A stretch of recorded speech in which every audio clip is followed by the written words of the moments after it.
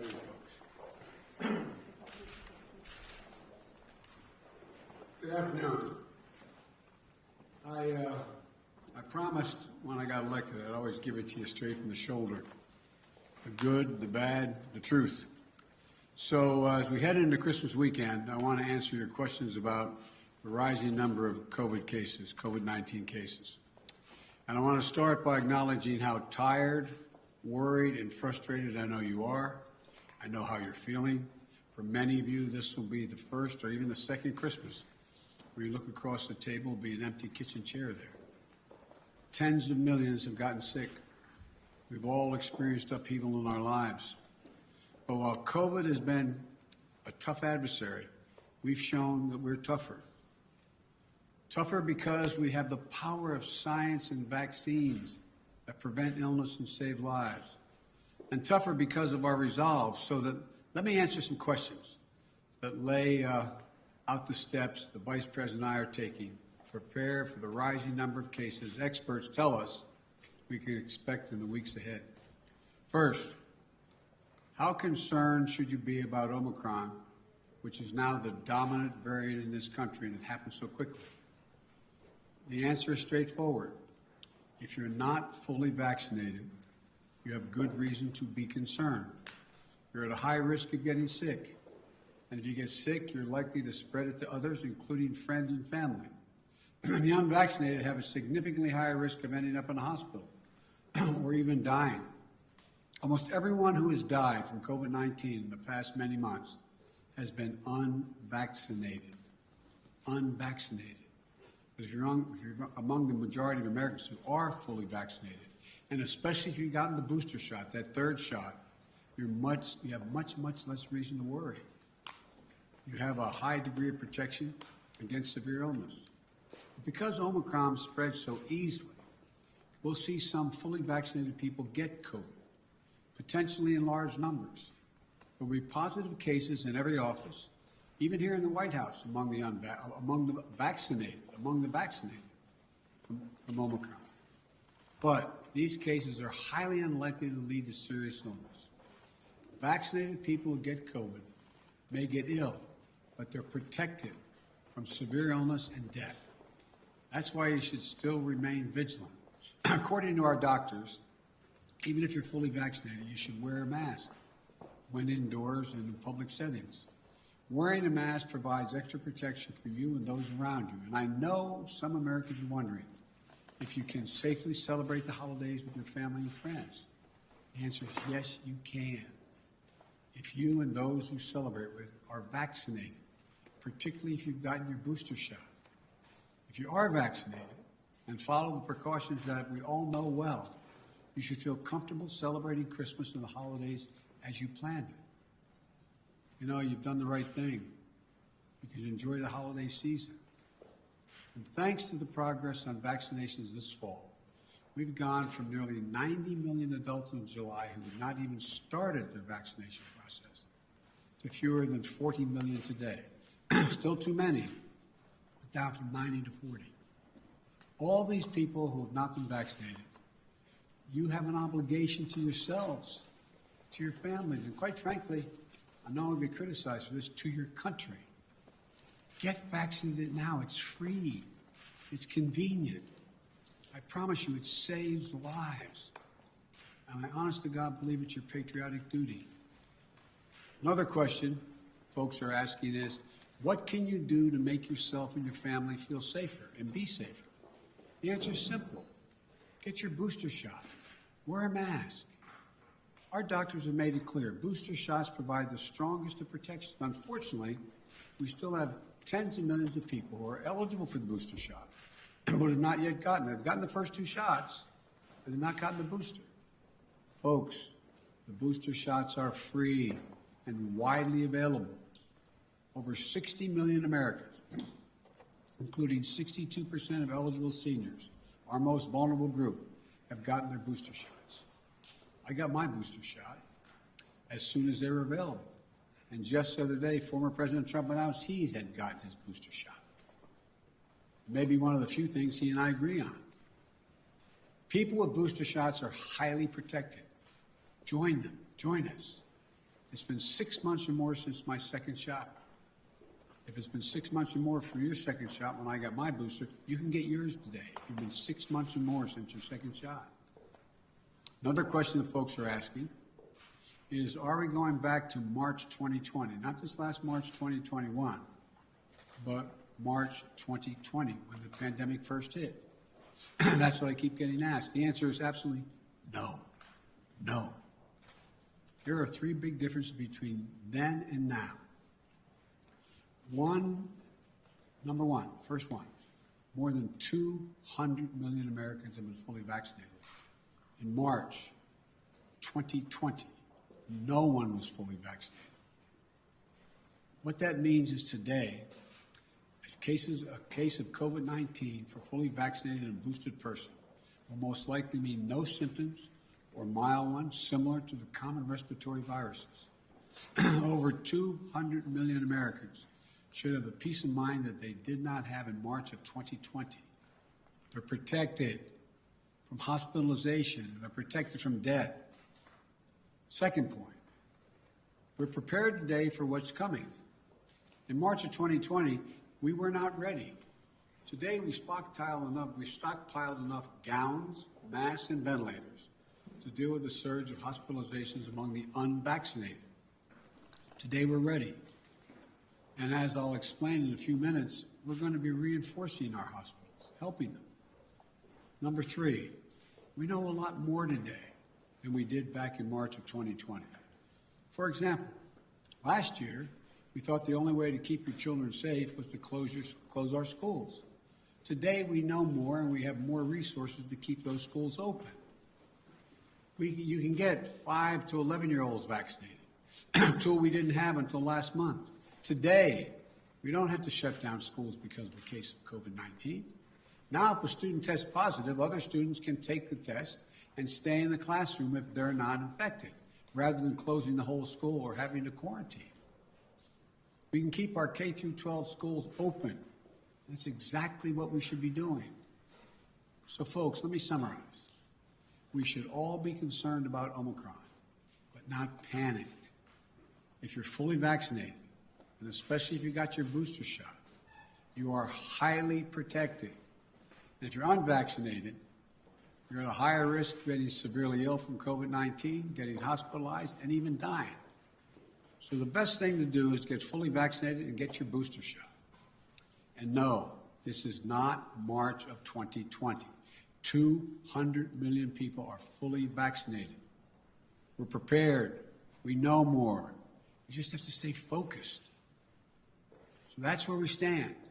Now let me tell you about the additional steps I'm ordering today to take on what is coming. I know you've heard a lot of this in the news already this morning.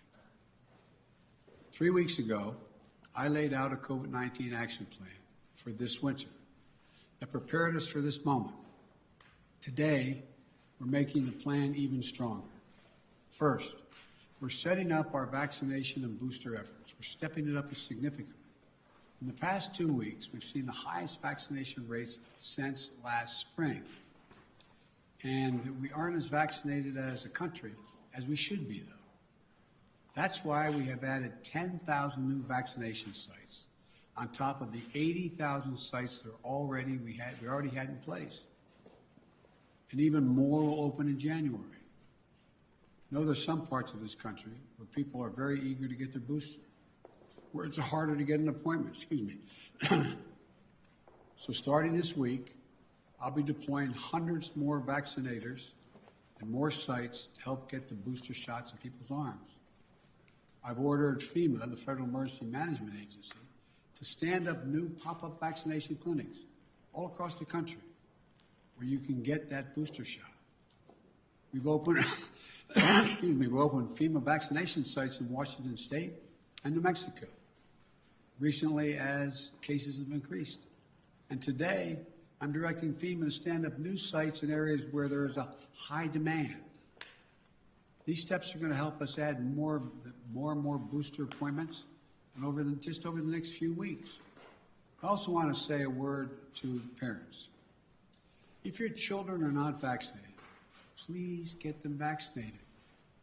If you're a parent, understandably, who waited, to see how the first shots went with other kids before getting your own kid vaccinated, you can stop waiting.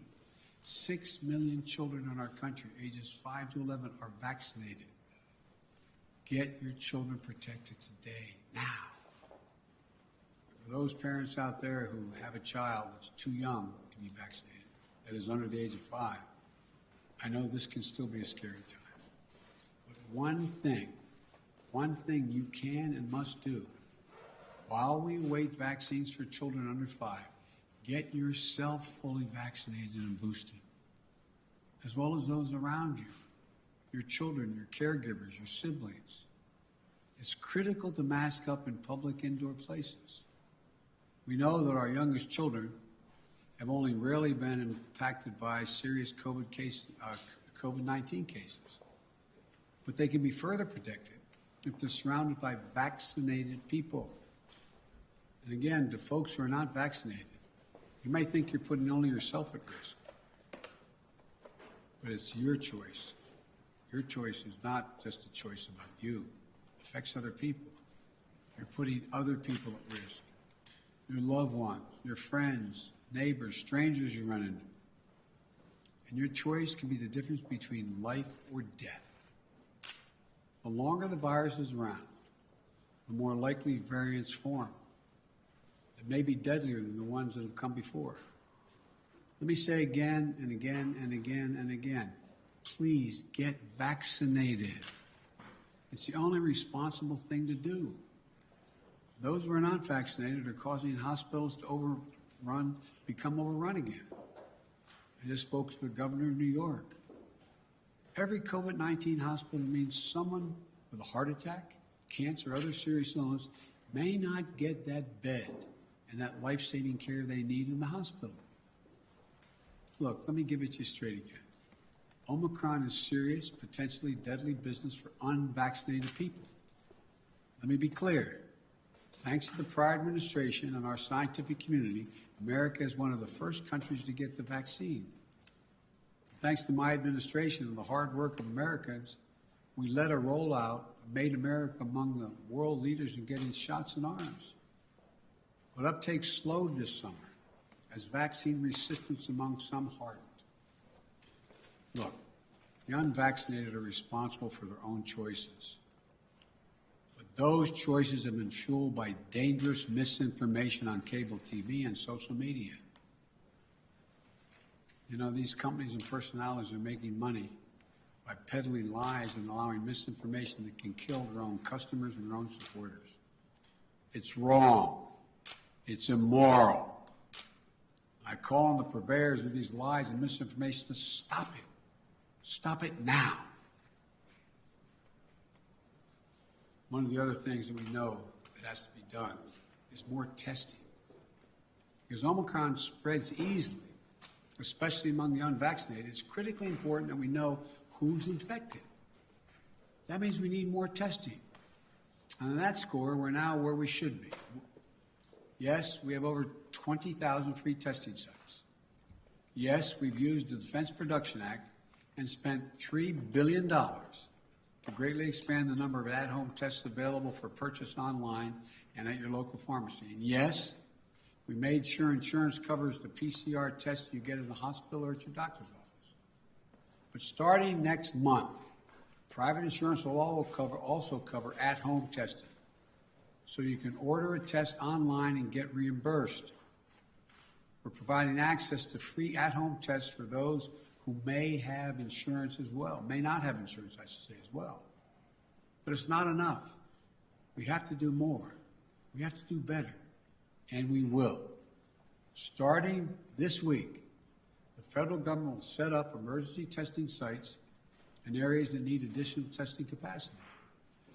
Before Christmas, the first several of these federal testing sites will be up and running in New York City, with many more to come. This free testing is going to help reduce the waiting lines, the time you have to stand there, and sometimes it's an hour or more.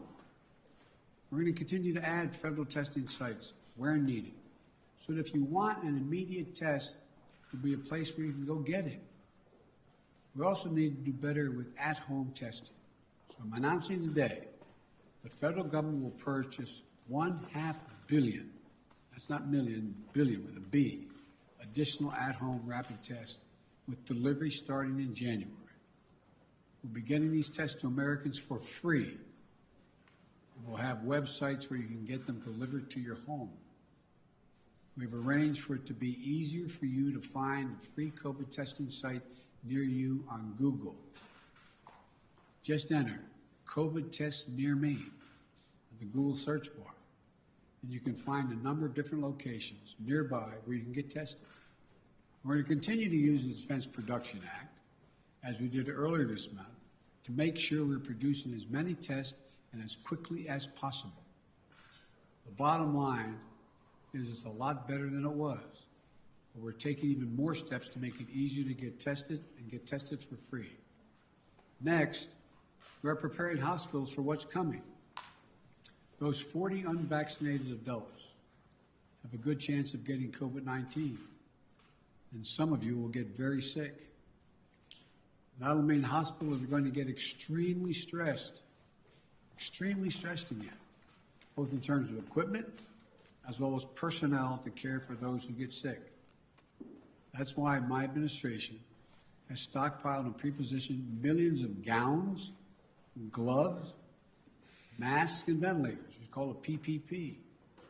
We're ready to send them immediately to any state that needs more. In addition, I've directed the Pentagon to mobilize an additional 1,000 troops to be deployed to help staff local hospitals and expand capacity. That's 1,000 military doctors, nurses, and medics. We've already started moving medical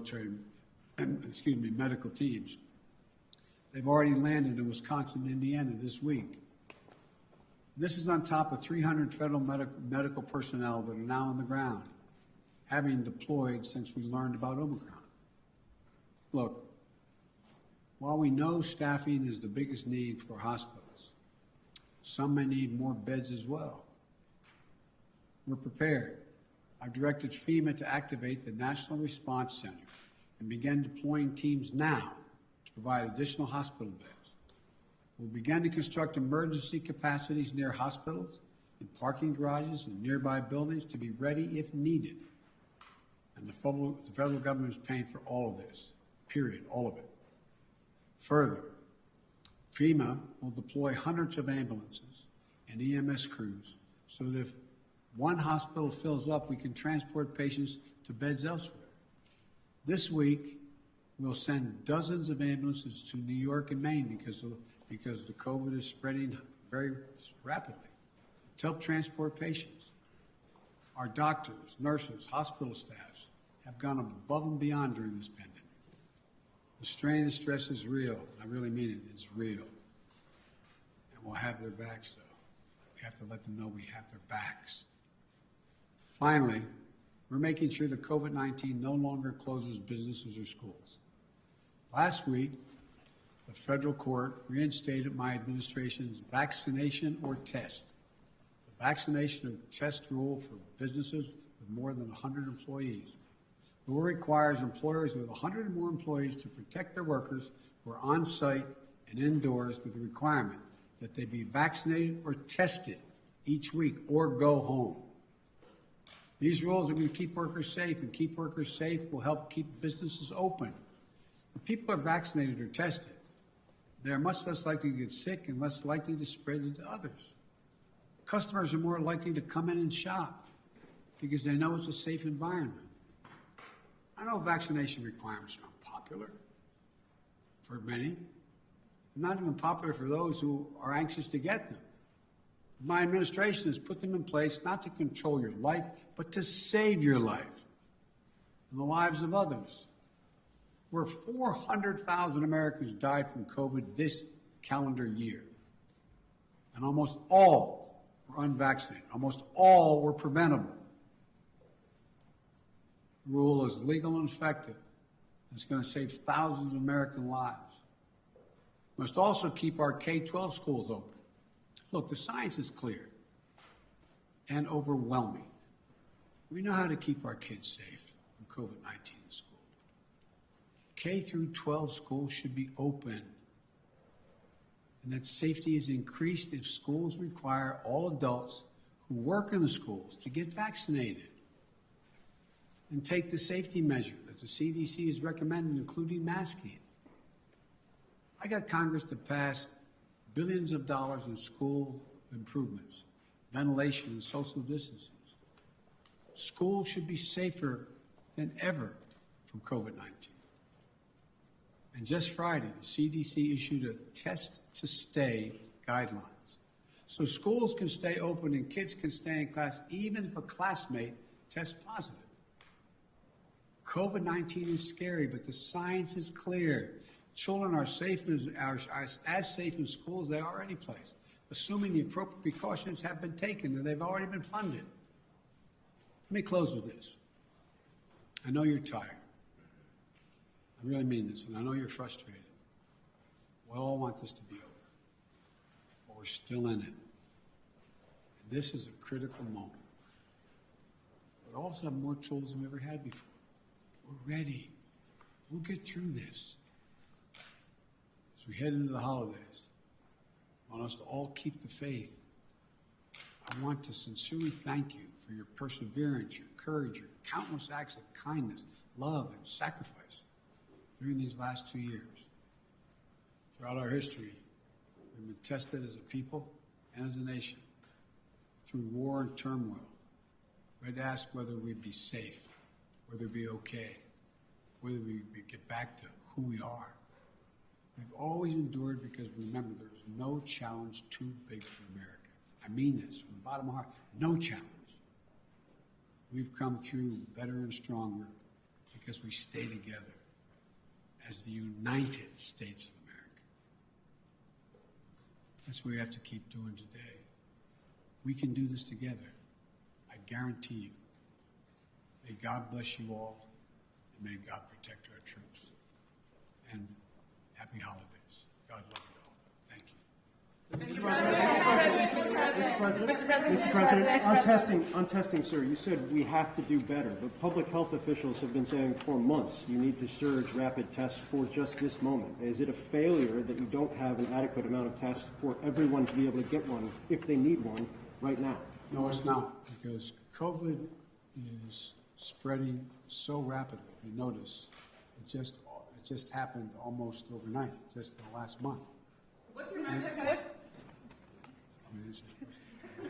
Mr. President. So, no, it's not a failure. But the alarm bell went off. I don't think anybody anticipated that this was going to be as rapidly spreading as it did.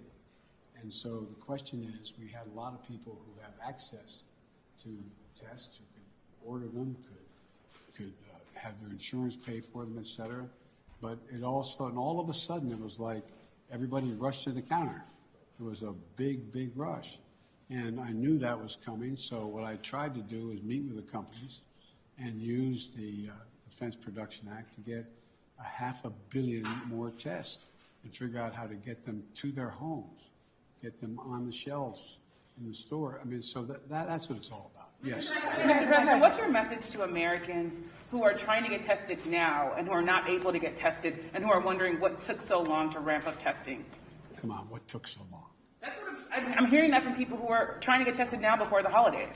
Well, what took so long, it didn't take long at all. What happened was the Omicron virus spread even more rapidly than anybody thought. If I had told you 4 weeks ago that this would spread by a day-to-day basis, it would spread by 50, 100%, 200%, 500%. I think you would have looked at me and said, Biden, what are you drinking? But that's what it did. Now, we don't know what's going to happen from here. It looks there's some evidence that in South Africa, where a lot of this started, that it's dropping off quickly, too. We don't know. But I do know that we're not going to be in a position, like I said, when we were having a problem with masks and gowns and the like. I said, I promise you. Remember the criticism? I got questions from some of you. Why are you still paying for all these masks and gowns? Why are you stockpiling this? Because we don't know. Turns out we're going to need it. In the back, and then... Does it work, sir? And will you reverse the travel ban now that Omicron's so prevalent here in the U.S.? I'm considering reversing. I'm going to talk with my team in the next couple of days. Look, remember why I said we put the travel ban on, is to see how much time we had before it hit here so we could begin to decide what we needed by looking at what's happening in other countries. But we're past that now. And so it's something that is being raised with me by the docs, and I'll have an answer for that soon. You talk often about the importance of keeping your word of trust.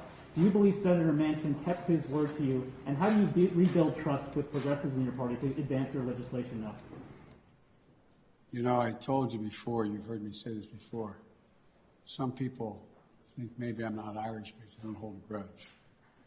Look, I want to get things done. I still think there's a possibility of getting Build Back Better done. What I don't want to do is get into, and Joe went on TV today, and I don't know whether it's TV or not, I'm told he was speaking to the Liberal caucus in the House and said, Joe Biden did mislead you, I misled him. And so look, I'm not looking for, let me say something. You saw what happened yesterday. All the talk about how my Build Back Better plan was going to increase inflation, cause these debts and all the like. What happened? Goldman Sachs and others said, if we don't pass Build Back Better, we're in trouble because it's going to grow the economy.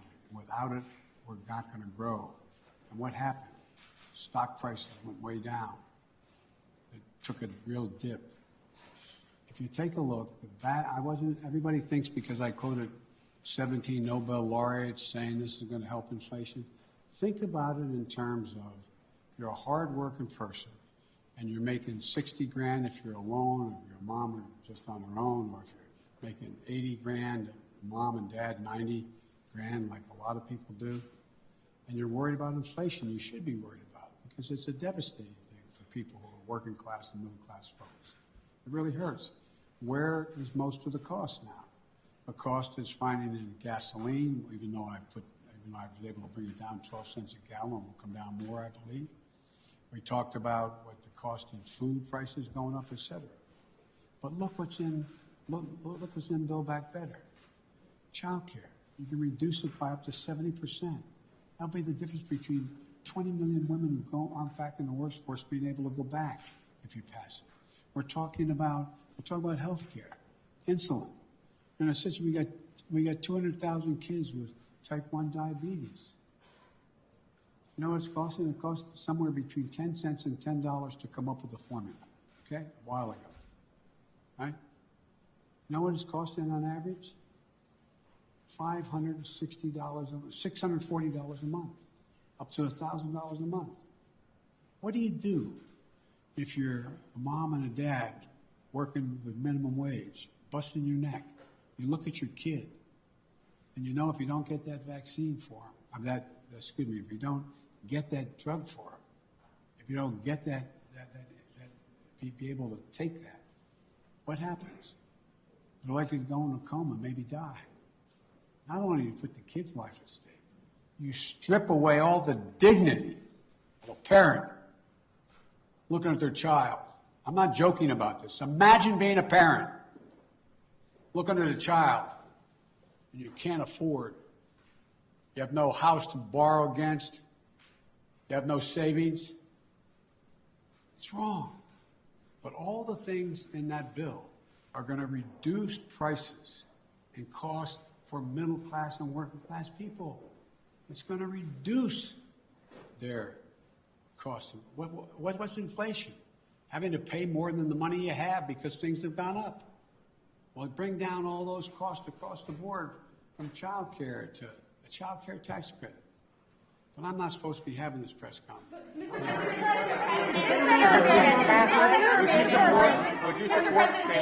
Mr. President, did Senator Manchin break his commitment to you? When you announced the framework, the White House says that all 50 senators were believed to get behind it, all 50 Democratic senators. So did Senator Manchin break his commitment to you? Senator Manchin and I are going to get something done. Thank you. Are you still having the car with the tax on it? Sir, do you still have the car with the tax? Ukraine, sir.